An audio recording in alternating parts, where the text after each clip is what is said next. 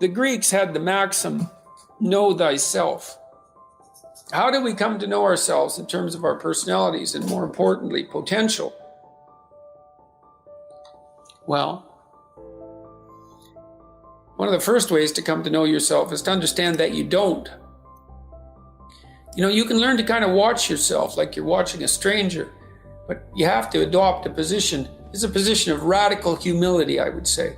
Humility in two senses. So one sense would be the humility of recognizing your ignorance.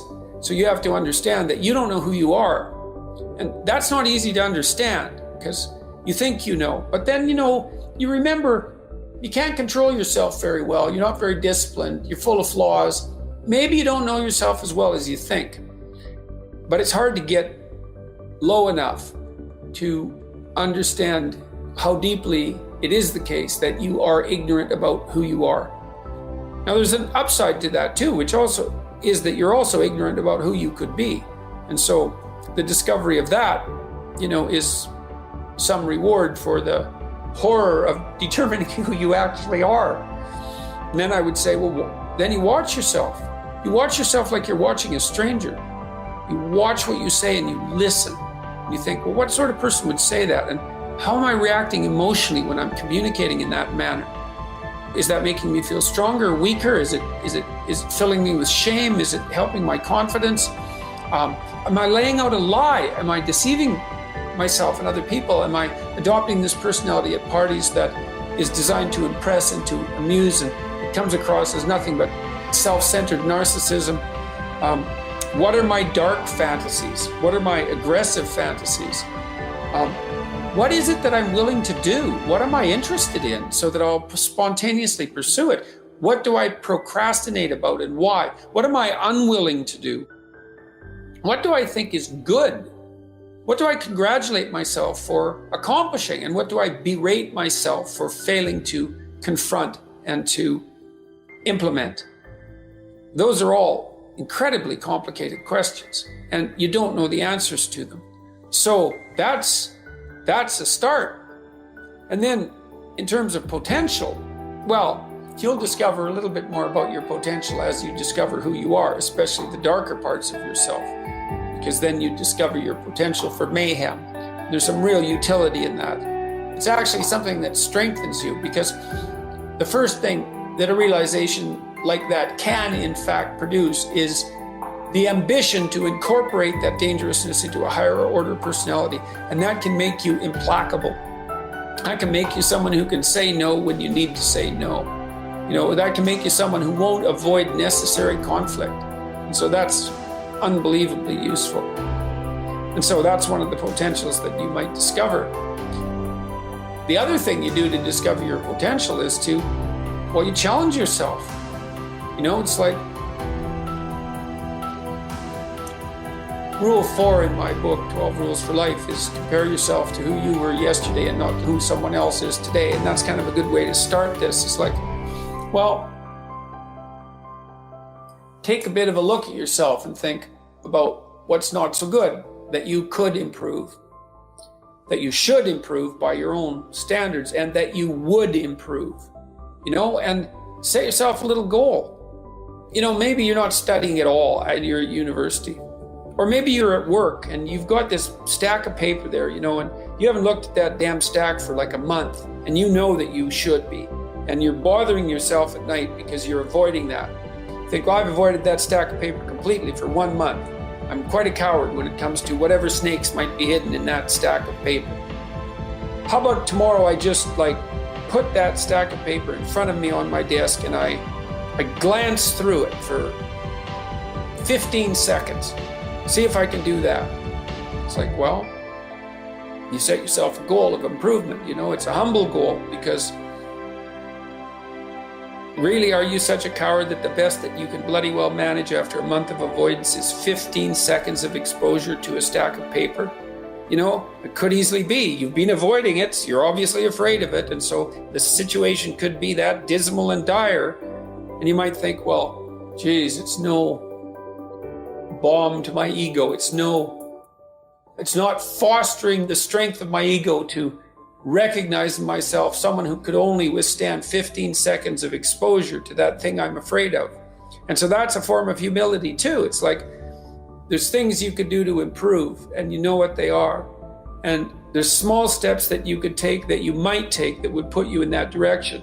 And then the question is, are you big enough to take those small steps? You know, are you capable of grappling with the fact that you're fundamentally flawed to the point where you have to break things down into almost childlike steps in order to manage them? And the answer to that is, yeah, you are. And that's the lot of, I don't know if it's the lot of everyone. Most people have things they avoid, you know, and they're afraid of. So I would say to some degree, it's the lot of everyone. People vary in the degree to which they've conquered that. And you do meet people from time to time who are extraordinarily disciplined. But most of the time they've got disciplined in exactly this manner. It's through slow incremental improvement. And then you challenge yourself. It's like, well, could I do this? That would be better. And you find out, and then you think, well, is there something slightly larger and more challenging that I could do that would be better? And you try it and you find out. And as you try it and you find out, generally you get better at it and you can take on larger and larger challenges. You know, you take responsibility for yourself. That's part of standing up straight with your shoulders back. It's like, take on the world, man, but only at the level that you can manage. You know, when you're ignorant and biased and deeply flawed and immature, it's where everyone starts. You don't want to bite off more than you can chew, but it doesn't mean that you can't wrestle with part of reality.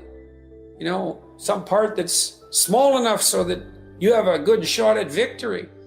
And to put yourself together, the first steps towards that is to allow yourself to be a fool, right? It's because you don't know what you're doing.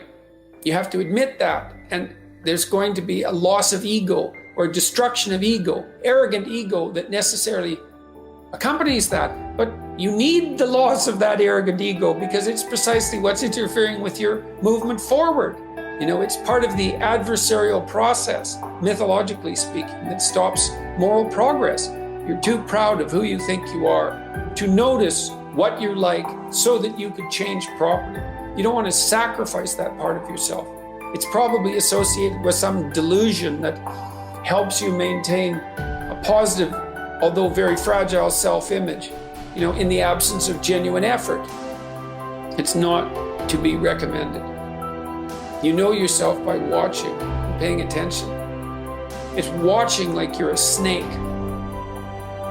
A snake watches like cold-bloodedly, with no emotional reaction, just to see what's there.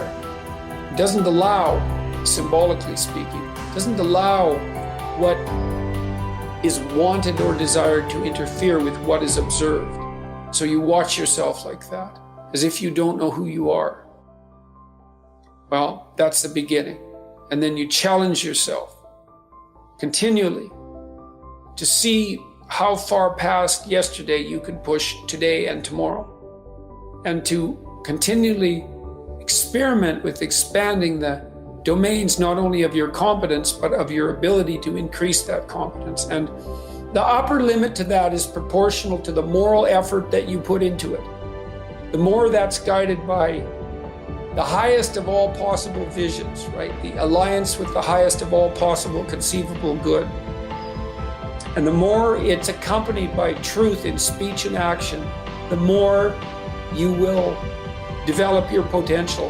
And you also, I suppose, have to be willing to undertake that as an adventure, because it's a hell of a thing to bear that kind of responsibility. It takes a person out of the ordinary. It takes them out of themselves. And there's an alienation and an isolation that goes along with that, and a great sorrow, all of that together. But there's deep meaning to be had in it, and there isn't anything better that you can do.